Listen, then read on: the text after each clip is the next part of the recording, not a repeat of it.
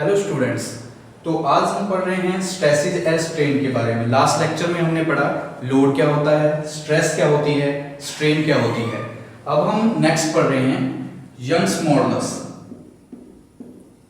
Young's modulus कि ये क्या होता है। यंग्स मॉडुलस ये क्या है, कुछ टर्म्स हैं, कुछ डेफिनेशंस है stress strain diagram, stress strain chapter के अंदर। तो यंग्स मॉडुलस क्या होता है, इट इज द रेशो। ये क्या है, एक रेशो है किसके बीच की, टेंसाइल स्ट्रेस और टेंसाइल स्ट्रेन के बीच में। जहां तो बोल सकते हैं कि it is a ratio between tensile stress और टेंसाइल स्ट्रेन, जहां फिर it is a ratio between compressive stress और कंप्रेसिव स्ट्रेन। तो यंग्स मॉडुलस क्या है, the ratio of tensile stress to tensile strain और रेशो बिटवीन कंप्रेसिव स्ट्रेस और compressive strain. तो यंग्स मॉडुलस क्या है, इसको हम डिनोट करते हैं y से। यंग्स मॉडुलस को डिनोट किया जाता है y से। तो ये क्या बन गया formula, tensile stress divide by tensile strain. Tensile stress to tensile strain, या फिर हम इसको ऐसे भी लिख सकते हैं, compressive stress to compressive strain. तो ये हमारा क्या है, यंग्स मॉडुलस। ये क्या है, stress strain diagram, stress strain जो हमारा चैप्टर है उसके अंदर कुछ टर्म्स है, कुछ डेफिनेशंस है छोटी छोटी। तो उनमें से एक है यंग्स मॉडुलस। यंग्स मॉडुलस क्या होता है, it is a ratio of tensile stress to tensile strain, या फिर it is a ratio between compressive stress to compressive strain. Young's modulus को हम डिनोट करते हैं y से। तो ये फॉर्मूला बन गया टेंसाइल स्ट्रेस के लिए टेंसाइल स्ट्रेन, कंप्रेसिव स्ट्रेस और कंप्रेसिव स्ट्रेन। तो ये हमारा हुआ यंग्स मॉडुलस। नेक्स्ट जो हमारी टर्म है वो है बल्क मॉडुलस। वो क्या है, बल्क मॉडुलस।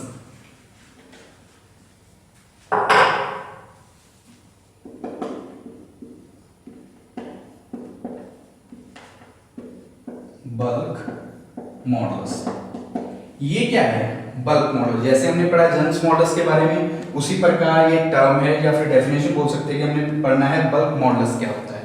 तो क्या है, the ratio of normal stress, the ratio of normal stress to the ratio of normal stress to volumetric strain.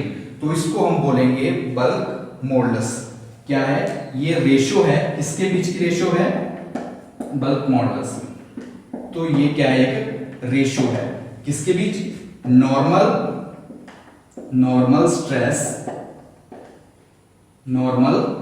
Stress to volumetric strain.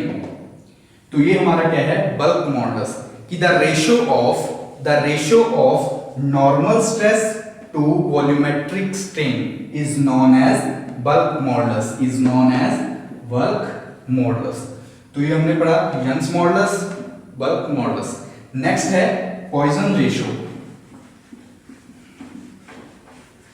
ठीक है, पॉइजन रेशियो बोल सकते हो। थर्ड वन है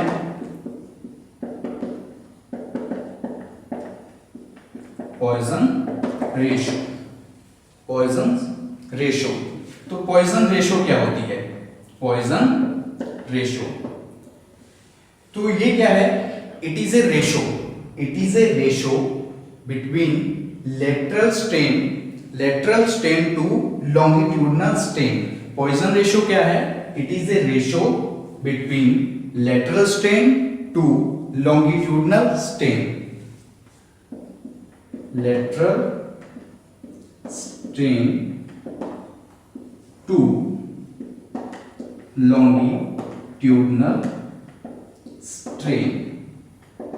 longitudinal strain, ठीक है, longitudinal strain।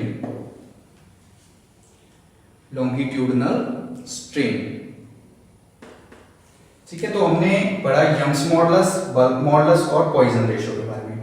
यंग्स मॉडुलस क्या था? Young's modulus it is a ratio, ये एक रेशो होती है किसके बीच में? टेंसाइल स्ट्रेस और टेंसाइल स्ट्रेन के बीच में। या फिर हम बोल सकते हैं कि एक रेशो है कंप्रेसिव स्ट्रेस और कंप्रेसिव स्ट्रेन के बीच में। उसके बाद नेक्स्ट हमने किया बल्क मॉडुलस।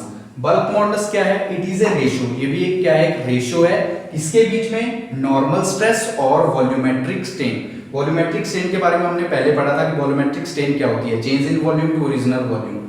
तो उसके बाद हमने नेक्स्ट किया पॉइजन रेशो, कि पॉइजन रेशो क्या है। तो ये क्या है? इट इज ए रेशो, ये भी क्या है? एक रेशो है किसके बीच में? लेटरल स्ट्रेन और लॉन्गिट्यूडनल स्ट्रेन के बीच में। क्या है? एक रेशो है किसके बीच में है? लेटरल स्ट्रेन और लॉन्गिट्यूडनल स्ट्रेन के बीच में।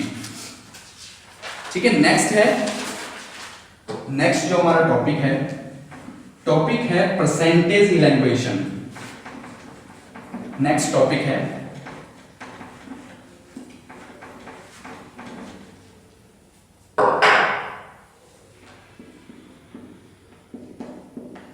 Percentage elongation. ठीक है, परसेंटेज एलोंगेशन क्या होती है? जैसे भी हमारी कोई भी लेंथ इंक्रीज होती है, जैसे हमारे पास कोई भी मेंबर है, जब पार्ट है या फिर बॉडी है, तो उसके अंदर जो भी लेंथ के अंदर इंक्रीज हो रहा है वो कितने परसेंट हो रहा है, मतलब कितनी परसेंटेज है जो इंक्रीज हो रही है, उसको हम बोलते हैं परसेंटेज इलैंग्वेशन। मतलब जब हम कोई बॉडी है, जब हमारे पास कोई पार्ट है, वो मेंबर है या स्पेसिमेन है, तो उसकी लेंथ में कितना इंक्रीज हो रहा है, वो कितनी परसेंटेज में इंक्रीज हो रहा है, तो उसको हम बोलेंगे परसेंटेज इलैंग्वेशन। ठीक है, तो उसको हम बोलेंगे परसेंटेज इलैंग्वेशन। इसका क्या फॉर्मूला होता है? परसेंटेज इलैंग्वेशन का फॉर्मूला रहता है लेंथ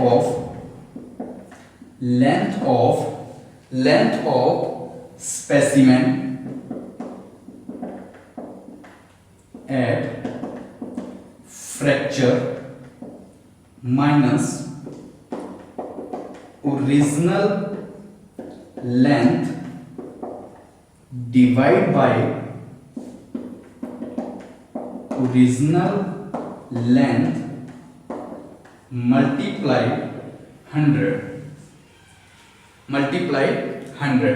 तो परसेंटेज इलैंग्वेशन आपको पता है कि जैसे हमारे पास कोई भी स्पेसिमेन है, तो स्पेसिमेन को जब हम खींच रहे हैं, स्पेसिमेन पे जो लेंथ इंक्रीज हो रही है, वो कितने परसेंट इंक्रीज हो रही है, तो उसको निकालने का फॉर्मूला होता है परसेंटेज इलैंग्वेशन का length of specimen at fracture. जहां पर वो फ्रैक्चर हो रही है, यानी कि टूट रही है, ब्रेक हो रही है, वहां तक की लेंथ माइनस में original length divide by original length multiply by 100। तो इससे हमारी क्या निकल जाएगी? इंक्रीज लेंथ की परसेंटेज। तो इसको हम बोल देंगे परसेंटेज इलैंग्वेशन। तो इसको हम क्या बोलेंगे? परसेंटेज इलैंग्वेशंस। नेक्स्ट जो हमारा टॉपिक है वर्किंग स्ट्रेस। हम पढ़ेंगे वर्किंग स्ट्रेस क्या होती है, फैक्टर ऑफ सेफ्टी क्या होता है।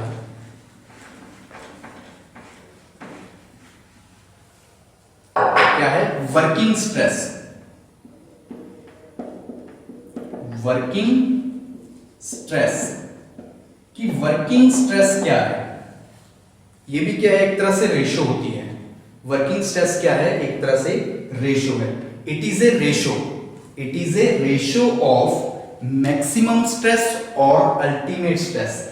It is a ratio of maximum stress और ultimate stress to the factor of safety. Is known as working stress. तो वर्किंग स्ट्रेस क्या है? एक तरह से रेशो है, अनुपात है किसके बीच में? मैक्सिमम स्ट्रेस या फिर ultimate stress to the factor of safety. तो वर्किंग स्ट्रेस है, तो क्या बन गया? मैक्सिमम स्ट्रेस या फिर अल्टीमेट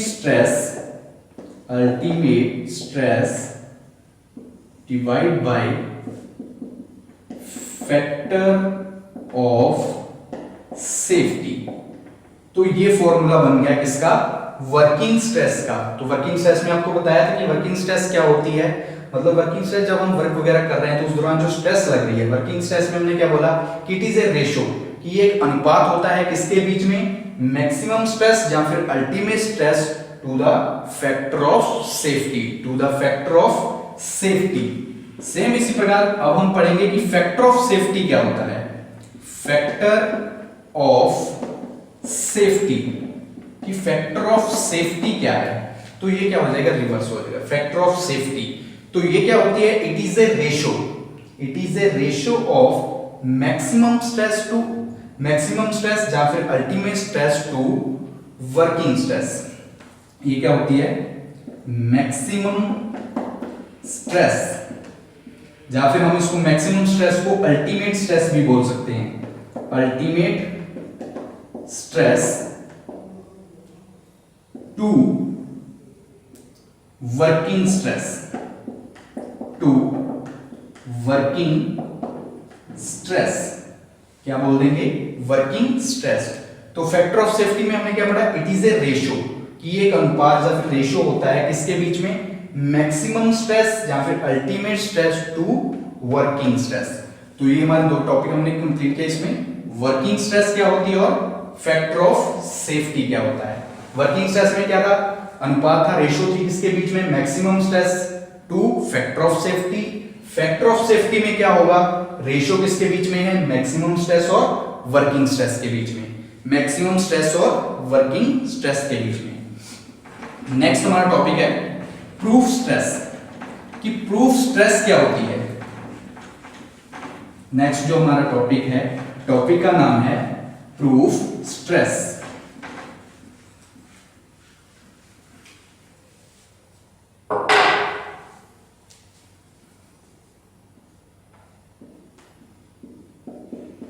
प्रूफ स्ट्रेस, ठीक है। नेक्स्ट जो टॉपिक है प्रूफ स्ट्रेस। तो प्रूफ स्ट्रेस क्या है, the maximum stress required, the maximum stress required to cause a permanent extension to define percentage. कि मान लीजिए हमारे पास कोई बॉडी है जहां हम किसी लेंथ को कर रहे हैं, तो उसके अंदर परमानेंट एक्सटेंशन करना चाहते हैं, डिफाइन परसेंटेज की हमें एक परसेंटेज दी हुई है, उस परसेंटेज तक हम उसको क्या करना चाहते हैं, लैंग्वेज करना चाहते हैं, एक्सटेंशन करना चाहते हैं, बढ़ाना चाहते हैं परमानेंटली। तो उसके लिए जो मैक्सिमम स्ट्रेस चाहिए तो उसको हम बोलेंगे प्रूफ स्ट्रेस। तो उसको हम क्या बोलेंगे, प्रूफ स्ट्रेस, कि एक डिफाइंड परसेंटेज तक, कि हमें एक परसेंटेज दी हुई है कि उस परसेंटेज तक, उस परसेंटेज नंबर तक हमने क्या करना है, जो परमानेंट एक्सटेंशन करनी है। तो उसके लिए जो हमें मैक्सिमम स्ट्रेस रिक्वायर है, जो हमें मैक्सिमम स्ट्रेस चाहिए, तो उसको हम बोलेंगे प्रूफ स्ट्रेस। तो उस स्ट्रेस को हम क्या बोलेंगे, प्रूफ स्ट्रेस। जो भी स्ट्रेस हमें परमानेंट एक्सटेंशन के लिए चाहिए, एक डिफाइंड परसेंटेज तक, उस परसेंटेज को, उस स्ट्रेस को हम बोलते हैं प्रूफ स्ट्रेस। नेक्स्ट है स्ट्रेस स्ट्रेन डायग्राम। नेक्स्ट है stress strain diagram, stress strain diagram. तो इसमें हम एक डायग्राम बनाएंगे। तो ये हमारी क्या है, ऊपर की तरफ है स्ट्रेस, नीचे की तरफ हमारे क्या है, स्ट्रेन। नीचे क्या है, स्ट्रेन।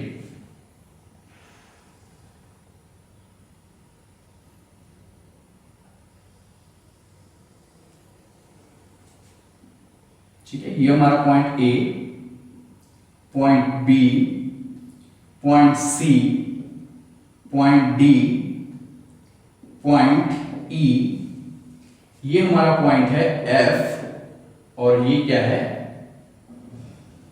ये पॉइंट क्या है, जी। ठीक है,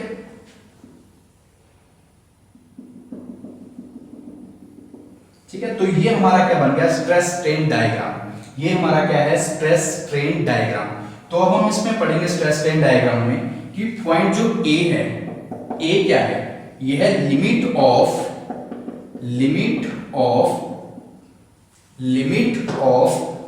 proportionality.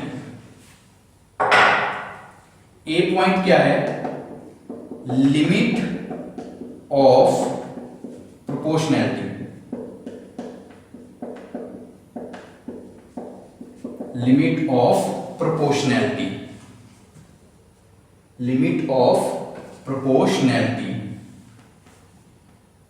Limit of proportionality. Next हमारा बी पॉइंट है, ये है limit of elasticity. Limit of elasticity. Third one point जो हमारा सी है, सी क्या है? Upper yield point. सी क्या है? Upper yield point. नेक्स्ट हमारा डी। तो डी क्या है? डी है lower yield point. Lower yield point. F क्या है हमारा? अल्टीमेट